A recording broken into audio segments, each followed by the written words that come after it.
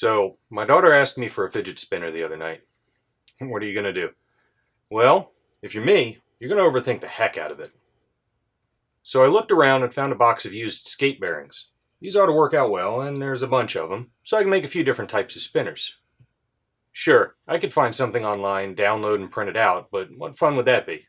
Plus, I didn't find anything really distinct for her. As I started laying this out, I knew that the typical dimension is a 4 centimeter radius. But I'm not going to be using 4 bearings for this, just one, with weights in the lobes instead. So we need to find the approximate dimensions from bearing center to bearing center. This comes out to be about 30 millimeters. Now, we need to find the dimensions from lobe to lobe. Now, I can barely read my own handwriting, so I know you won't be able to. There's no real accurate way to measure this, so off to the computer. Warning! Math ahead. See that stuff from school you thought you'd never use? Or skip to part 2. Okay, good, you're still here. We have 30 millimeters. We need to find this dimension. In this triangle, we know that side B and C are 30 millimeters. There are 3 lobes, which means that each is 120 degrees apart. So, let's sketch this out. We know that angle A is 120 degrees. Side B is 30 millimeters, and side C is 30 millimeters. We need to find side A to lay out our pattern. We'll use the law of cosines, which is a squared equals b squared plus c squared minus 2bc, and multiply that by the cosine of A. So A is equal to 51.9615, and we'll just say that A is equal to 52, since we're working in leather and we're not going to be dealing with hundredths of a millimeter. So, if we had a pattern on the computer to start, why go through all this? Well, did you read the name of the channel? Okay, so now that we have our dimensions, there's just 1 or 2 more that we'll need. We need to know the dimensions for the inner and outer races of the bearing. We've seen 21.93, we'll call that 22, and 14.78, we'll call that 15. We know that the first dimension is going to be 52. I'm going to start from the 1 centimeter mark and adjust out to 52 millimeters.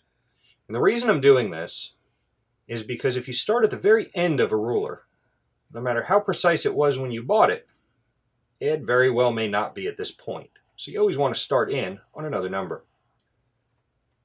So now that we have 52 millimeters set,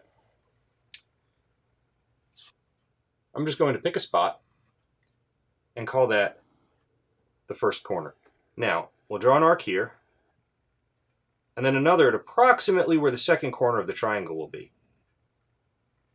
Now, we can pick a spot on either arc for the next one, since they'll all be the same distance from the starting point. So to make it easier to see, we'll go ahead and cross our initial point here, and then cross our second arc. And from this point, we'll repeat the process. And now we have an equilateral triangle, with each corner representing the center of the outer bearing, or in our case, the weight.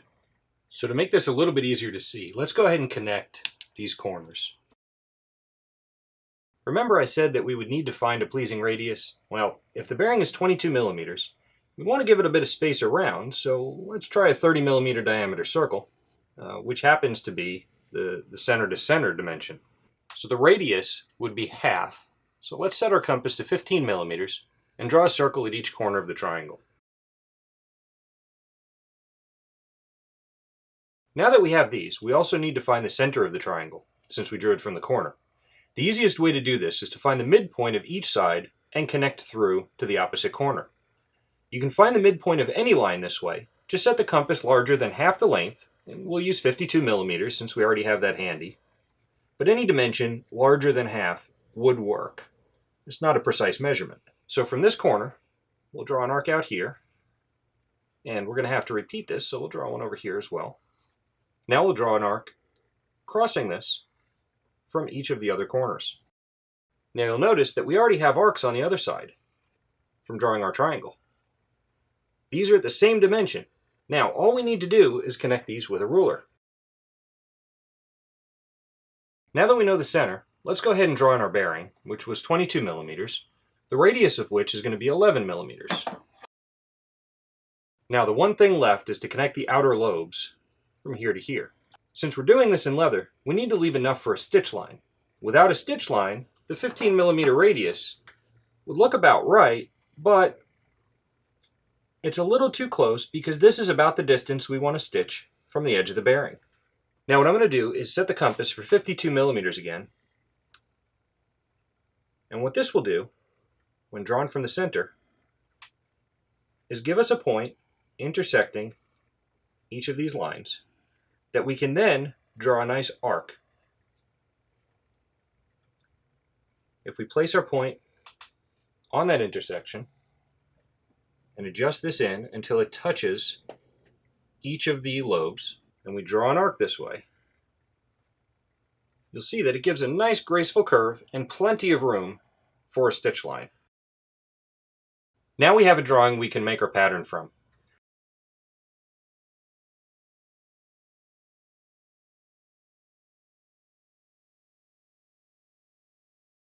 Now, we are going to save this piece as well as this piece to help us line everything up as we go forward.